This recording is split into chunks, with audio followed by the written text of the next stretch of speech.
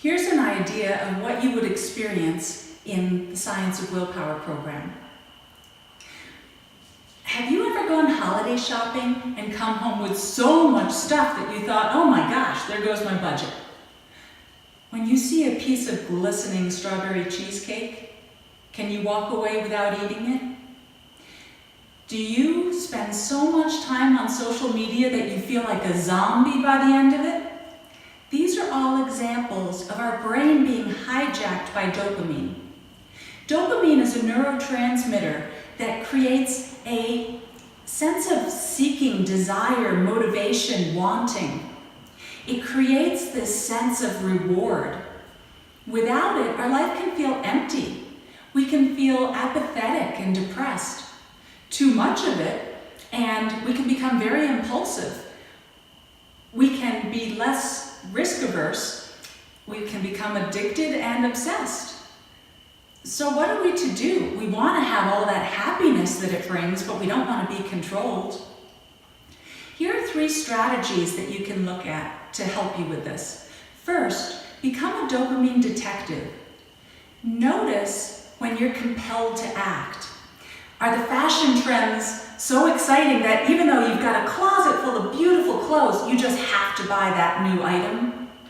When you go through grocery stores or Costco, tasting the samples along the way, do you notice that you tend to buy more specialty items and impulse purchases? When you're working, do you check your emails obsessively, even though you know you're much more productive when you're focused? If you notice these things, what can you change in your environment to help you gain more control?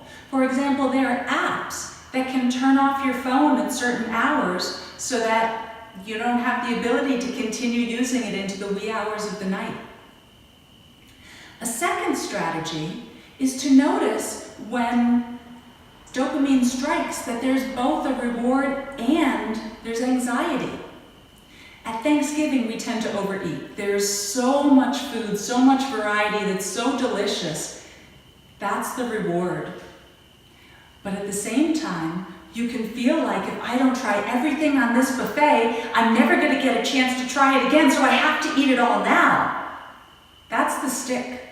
That's the anxiety that dopamine creates to compel you to act right now. So pay attention. When does the anxiety kick in? Is the anxiety greater than the pleasure? What can you do to counteract it? When I learned about this, I applied it to my spider solitaire addiction. I used to play spider solitaire for hours to the point where I was exhausted. It wasn't fun anymore. My eyes were burning, but I needed that win. I came to find that if I would play spider solitaire for only 3 games, I would really enjoy it, but I wouldn't feel compelled to continue to play. I could stop myself and walk away. So that's a strategy that I've put in place. A third strategy is to use dopamine to your advantage. This has been used in substance abuse programs. In a study, patients were divided into 2 groups. One group was given the standard treatment, and the second group was given the standard treatment plus a fishbowl. The fishbowl had slips of paper in it. Half of them said, "Good job, keep up the good work." The other half had prizes on it, valued from $1 to $20, with one prize worth $100. The patients that had the fishbowl treatment stayed in the program 83% of the time compared to only 20% of the time for the patients that had the standard treatment.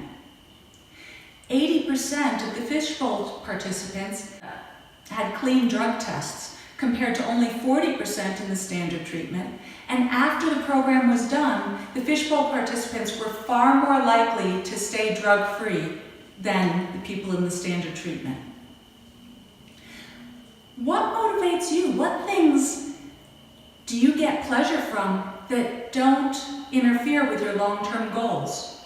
Do you enjoy winning, music, being with friends? How can you create a rewarding environment for yourself? Can you turn on music while you're cleaning the house?